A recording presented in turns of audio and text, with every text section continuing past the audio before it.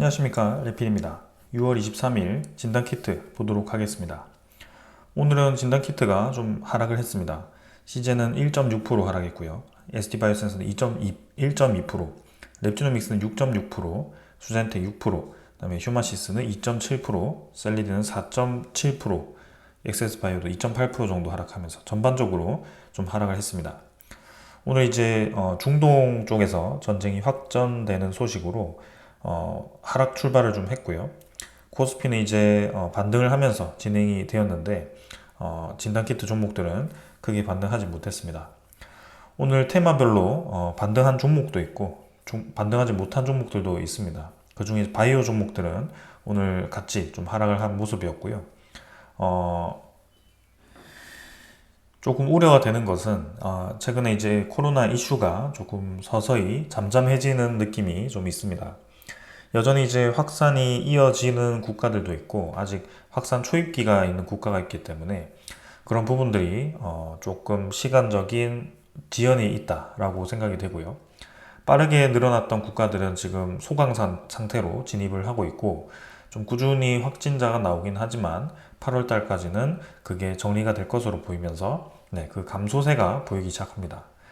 그러한 상황 때문인지 지금 이제 전쟁 쪽으로 이제 이슈가 끌리면서 그렇게 관련 종목들이 급등을 하는 모습을 보여주었고요.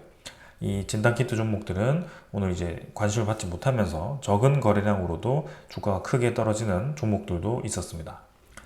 일단 계속해서 지켜보도록 하겠습니다. 시젠 같은 경우는 1.6% 하락했습니다만 아래 꼬리를 달면서 반등을 해주었고요. 계속해서 상승 추세를 유지하고 있습니다. 시젠 같은 경우는. 그래서 5일선 아래로 떨어지긴 했지만 양봉으로 마무리가 되었고 수렴 구간에서 여전히 이제 추가 상승을 할 수 있는 자리에 위치를 하고 있습니다. 외국인 투자자가 꾸준히 지금 매수를 해주고 있기 때문에 확실히 시젠은 최근에 외국인 투자자의 매수세가 이어지고 있습니다. ST바이오센서도 마찬가지 시젠과 동일한 움직임을 보여주었고요. 5일선과 21선이 살짝 꺾이면서 약간 이제 고점을 찍고부터는 우하향하는 그림이 그려지고 있지만 여전히 이제 이평선들은 정배열되어 있고 추가적인 상승을 위한 준비가 되어 있습니다. 그래서 시즌 그 다음에 ST바이오 센서는 동일한 패턴으로 움직이고 있고 오늘 뭐 수급은 외국인 투자자, 기관 투자자 약간 매수를 했습니다. 랩지노믹스가 오늘 진단키트 종목들 중에 꽤 크게 하락을 했고요.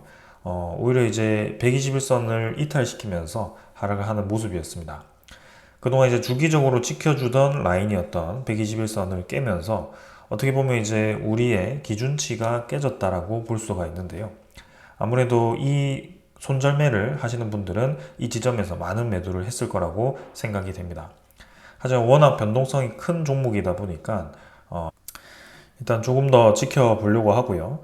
음운구름을 돌파한 뒤에 음운구름을 아직 지지하는 라인으로 형성이 되어 있기 때문에 이렇게 이제 추가적인 하락이 나온다면 조금 시간이 꽤 오래 걸릴 수도 있을 것 같습니다. 그래서 랩지노믹스 같은 경우는 조금 더 냉정하게 봐야 되는 상황도 있습니다. 외국인 투자자가 96만 주를 매수하고부터는 4일 연속 매도를 하고 있고요. 계속해서 이 외국인 투자자는 매수 매도를 반복하면서 주가를 올렸다 떨어뜨렸다가를 이어가고 있습니다. 하지만 기관 투자자는 금융 투자자 약간 매수했고요. 투신 투자자는 매수했던 것을 그대로 들고 있는데 뭐 특별하게 이번에는 기관 투자자에 대한 움직임은 이어지지 않고 있습니다. 전반적으로는 이제 저점 라인에서 한번 1차 상승이 나왔고 장기 이평선이 위로 드는 상황에서 조금 조정이 나왔는데요.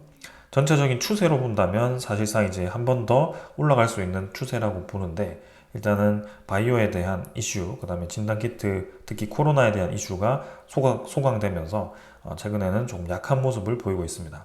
향후 이제 어떤 모습을 보일지는 계속해서 주시를 해보겠습니다.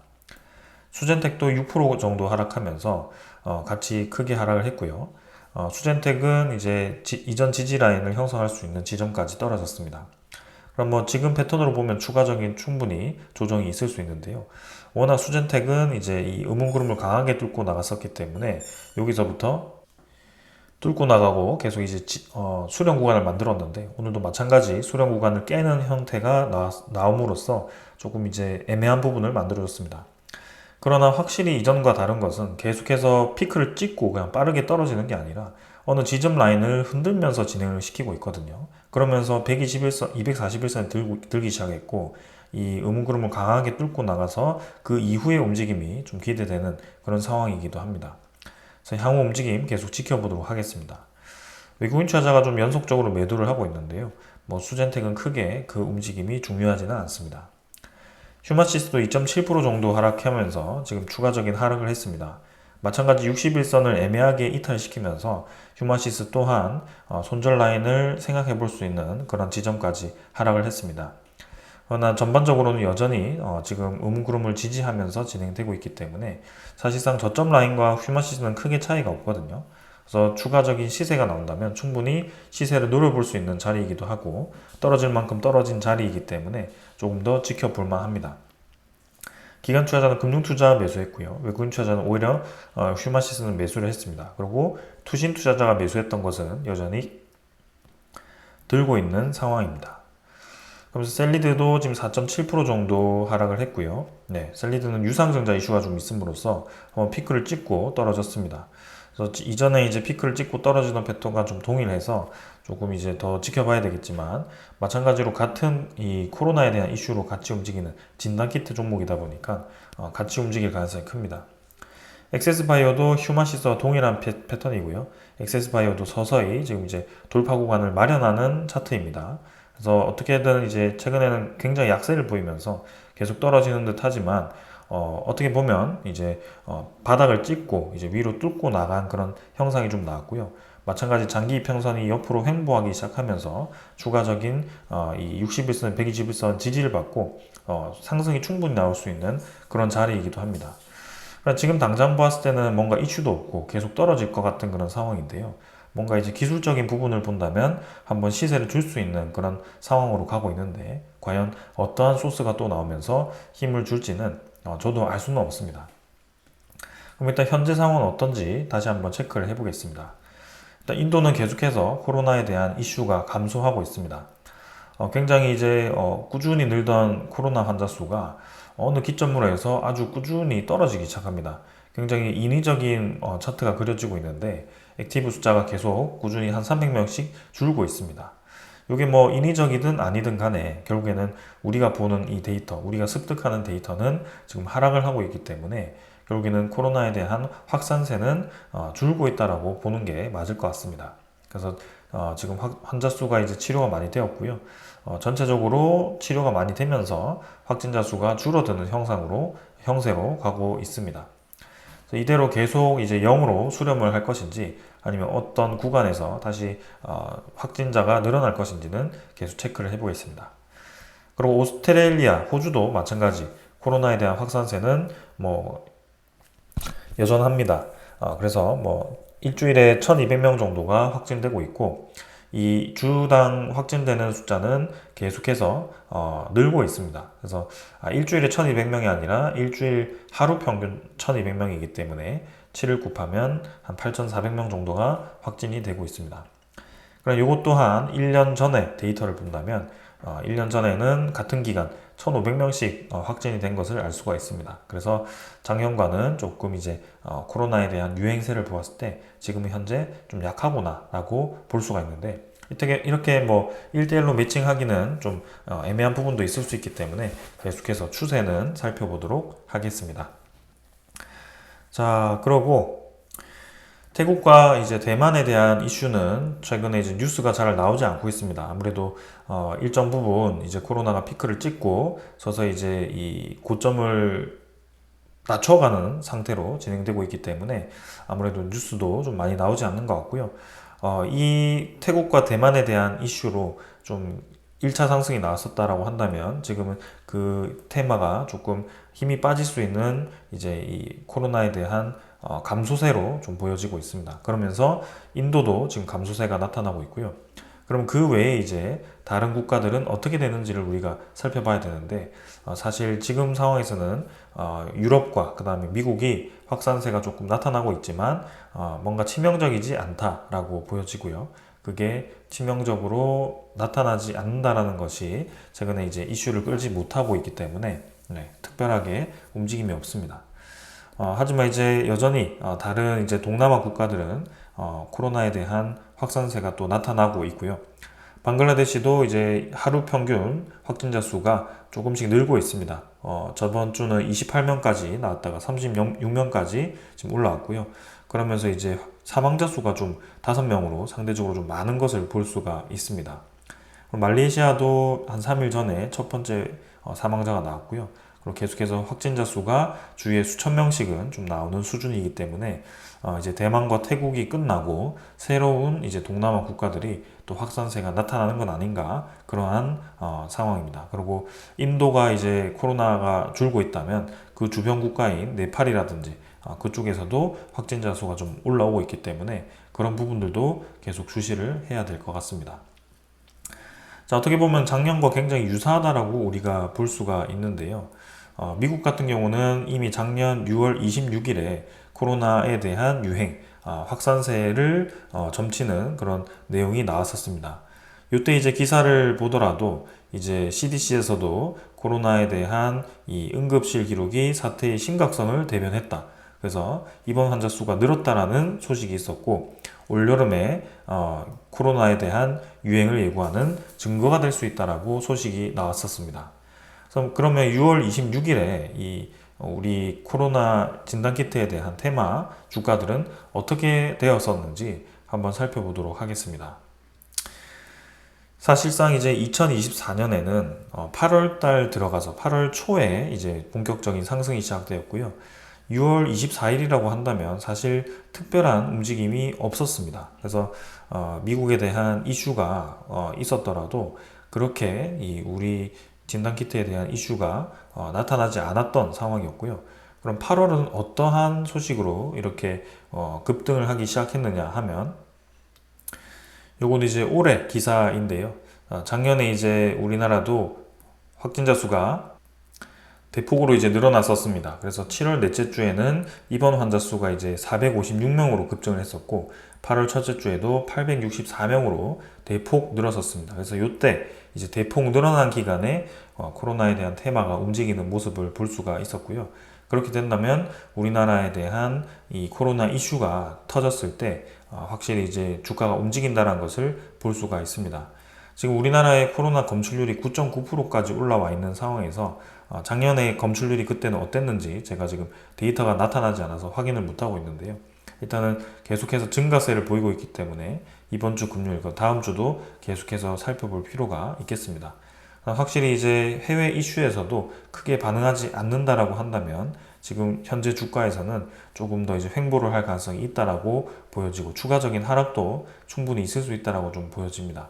그런 면에서 지금 상황에서는 조금 결단을 내려야 되는 상황일 수도 있고요. 계속해서 상황은 제가 정리를 해보도록 하겠습니다. 그래서 미국에 대한 이슈는 최근에 좀 잠잠한데요. 확실히 이제 최근에 MB 1.8.1이라고 하는 이 변이가 급격하게 나타나기 시작한 것은 우리가 알 수가 있습니다. 그래서 어떤 변이보다도 지금 빠르게 속도가 좀 이렇게 늘어나는 추세가 보이고 있고요. 전체적으로 보았을 때도 지금 JN1이 이제 2024년 초에 크게 유행을 하다가 줄어들기 시작했고, 그리고 다시 늘어나기 시작한 것이 LF7입니다. 그래서 이때가 이제 변이들이 좀 나타나기 시작하면서 미국이 이제 코로나에 대한 확진자 수가 늘어난다라는 시기였고요. 그렇다고 한다면 현재 이 코로나에 대한 확진자 수가 늘어나는 시기도 볼 수가 있을 것 같습니다. 변이가 보이지 않던 변이들이 증가하기 시작했기 때문이죠. 그래서 요것들이 이제 향후 미국의 코로나에 대한 확산세가 어떻게 나타나는지를 또 봐야 될 것 같고, 현재는 아직까지는 크게 유의미한 데이터는 나타나고 있지 않다라는 것이 좀 보여집니다. 그리고 전 세계적으로도 지금 6월 1일 기준으로의 지금 코로나 맵을 제가 가져와 봤는데요. 인도 같은 경우도 사실 좀 감소를 하고 있고, 태국도 좀 감소를 하고 있고, 브라질도 사실 증가세라기보다는 이전에 이제 크게 증가하다가 조금 줄어드는 형상이고요. 그래서 그 외에는 이제 유럽이라든지 뭐 미국은 데이터는 없고, 그 수준 외에는 아직 특별하게 많이 유행하는 호주가 있죠. 요 정도가 지금 많이 유행을 하고 있고, 아직 베트남, 뭐 인도네시아, 한국, 일본 이런 국가들은 별로 크게 유행을 하지 않고 있습니다. 최근에 이제 한국 같은 경우도 좀 확진자 수가 늘어나고 있다라는 주변 소식들이 들려오고 있긴 한데요. 네, 그러나 뭐 지금까지는 아직 잠잠합니다. 하지만 작년 한 7월 말에서 8월 정도에 급격하게 유행했던 것을 생각해 보았을 때는 확실히 이번에도 그러한 2차 파동이 나타날 수 있다라고 저는 생각이 들고요. 지금부터는 이제 조금 선택입니다. 더 가볼 수 있다라고 생각도 되고요. 아니면 지금 정도에서 정리하고 추가적인 기회를 노려도 된다라고 생각도 됩니다. 그래서 전반적으로 이제 차트는 유사하게 지금 그려진 상황인데 확실히 이전과는 좀 다르다라고 느끼는 것은 기술적으로 보았을 때 좀 이제 많은 이 차트들이 수렴 구간에 위치를 했고 아주 크게 하락을 하다가 이제 뭔가 돌파를 하기 위한 시도를 하고 있다라는 느낌이 좀 많이 들고 있습니다. 그런 상황에서 이제 새로운 코로나들이 생기기 시작했는데, 이제는 코로나 외에도 다른 이제 이 이슈로 좀 상승을 해야 됩니다. 예를 들면, 2차 감염증을 대비하기 위한, 팬데믹을 대비하기 위한 진단키트의 비축이라든지, 혹은 이제 또 새로운 감염병에 대한 진단키트에 대한 감염병 이 진단을 위한 투자라든지, 네, 그러한 부분들이 이제 이슈화가 된다면 한번 크게 또 움직일 수 있을 거라고 보고 있고요. 충분히 그럴 때가 되었다라고도 생각이 들거든요.